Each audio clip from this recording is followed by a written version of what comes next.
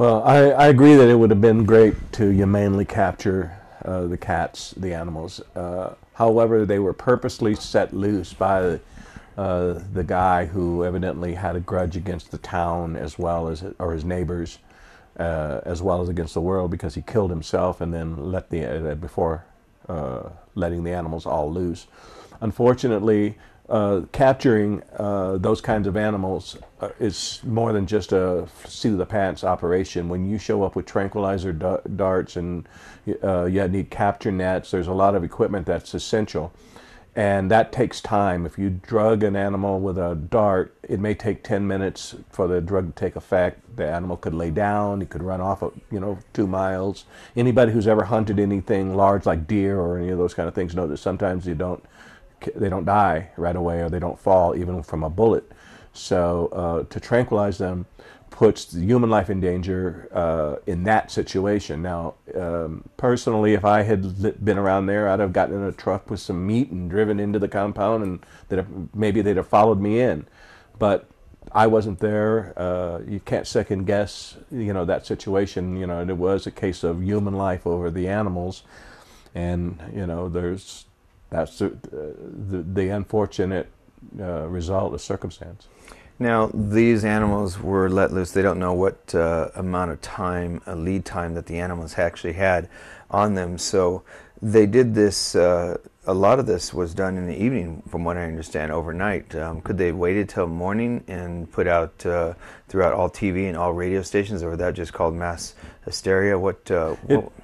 I agree that they could have waited. But again, time of the essence. The more time you wait, the further away the animals can get. The ideas of containment was, I guess, in their mind, and so the idea would be, that you'd have to take extreme measures to protect human life, even though some of the cats were only a few feet away from their cages and could have been lured back in.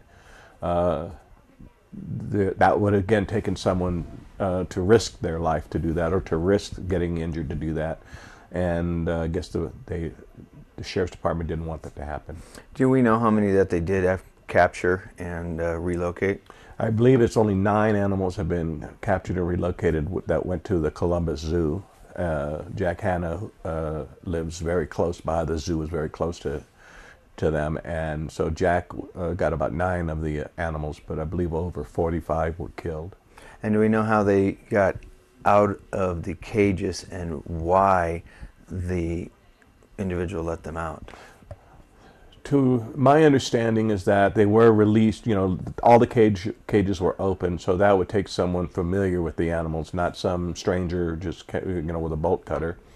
And it would appear that this guy was upset with his neighbors and had, this was like their worst fear, which was that the animals would get loose, and so he released them, set them upon them, and then killed himself. Now, I understand there was some rulings and some legislature that was going through that was not going to allow for captivity of these animals in the state of Ohio, and the sheriff at that location had mentioned something like that on today's show. Do you know much about that?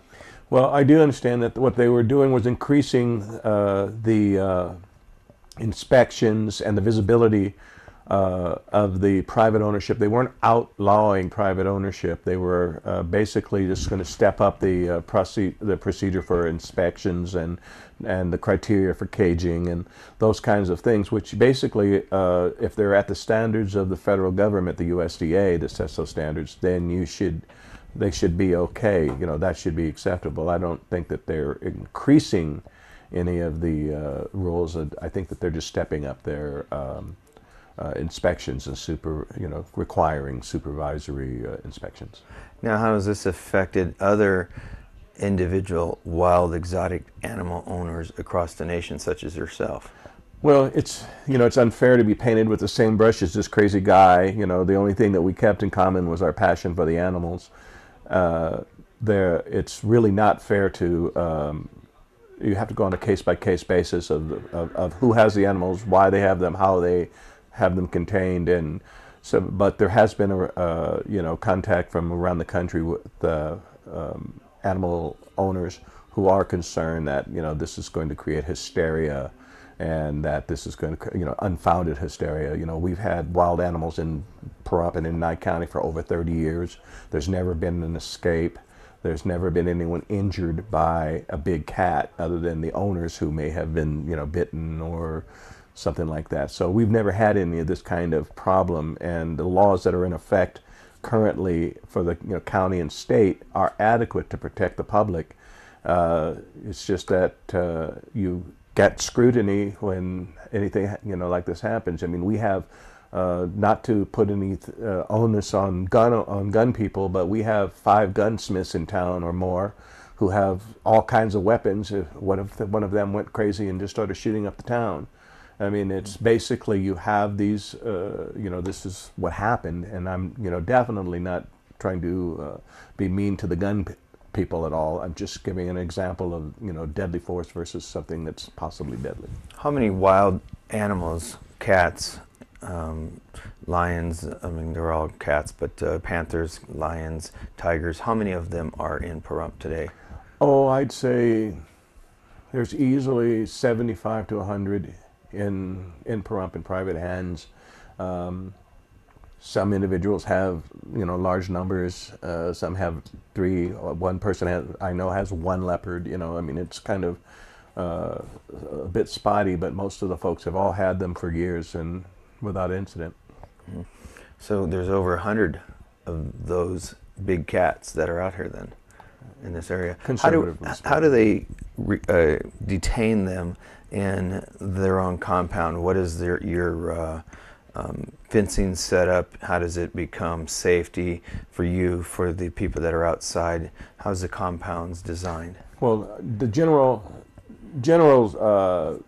description would be we use perimeter fencing, first of all, which is steel, chain link. It can be of any kind of a structure that's strong enough to hold a tiger, keep a tiger in. So you have a perimeter fence which goes around the entire area that where the animal would be caged, or the animals are caged, whether it be a 100-yard cage or a 5-acre cage.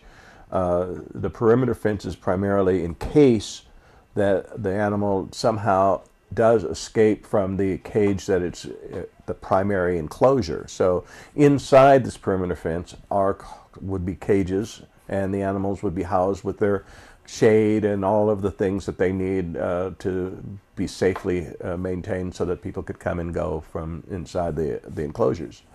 Mm-hmm. So it's primarily, they're made of chain link 9-gauge steel, which is pretty hard to bend. The reasoning behind having 100 of these wildcats in this area obviously is going to be entertainment. Is it why Pahrump? Well, I don't think it's necessarily entertainment. There are some people who have them they're just primarily private collections. Some are rescues. One individual has animals that are feeble or injured that came out of private collections that he's just giving a better home to. There are other individuals that are breeding these exotic animals that are endangered and are, you know, by endangered it means that they don't exist in the wild anymore. They only exist in private collections. And those people are populating zoos and private collections around the country. And so there are many reasons for, my particular one is that I enjoy them and love them and have the ability to handle them safely. And that's why I have them. Are they like kids?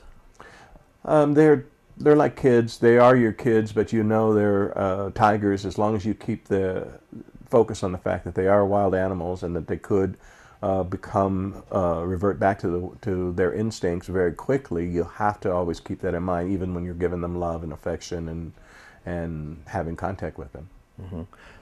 Very good. And so, going back to our incident that took place, where is this all going to shake out in the end of the day? I mean, did they determine why exactly the guy got upset over the fact that this legislature and his friends or his relatives or whoever it is that was around him, acquaintances, neighbors, they got upset? Why did they get upset? Well, evidently this guy had some problems with the feds as far as guns, weapons charges, and that he had done some time and had recently come home to find his life in shambles, and I guess that his marital status was changing, and he probably was overwhelmed. I know it would be overwhelming to have to feed 80 cats and giraffes and all these kind of things. So he, nobody can tell what's in the mind of someone that's, suicidal, other than the fact that it's a selfish act, and that the animals ultimately wound up suffering because of his selfish act. And if he wanted to kill himself, he should have just done that versus letting all the animals go first. That was just he injured not only the animals, but also put fear in, unnecessary fear in people who don't deserve to be ostracized. What was the? Do you know what the remaining animals were from that did not get executed? I'm not aware really of what the numbers are. I know there were a couple of bears and a couple of cats and I think a monkey, but I'm not positive on what all was rescued. Why did he have such a diverse amount of animals? I believe this guy was, he provided animals for zoos and private collections, giraffes. I mean, I believe that some of the giraffes that were in some of the movies that we saw, came from his facility, that he actually bred these animals. And did they kill any of the giraffes, do you know? I don't think so. Yeah. I don't believe so. Yeah. I believe it was just the predator animals, the tigers and lions and bears. Yeah. Huh. Is there anything you want to add? Just that the town of Pahrump doesn't have to be concerned or make any changes in the way we do things here. This guy was a aberrant, aberration. It's unfortunate that this happened, but people in this town don't really have anything to be concerned about as far as who has animals, how we keep them. County does a great job of trying to keep the numbers, keep the communication lines open back with emergency services, so everybody knows what page we're on with the animals in Nye County, at least in the official standpoint.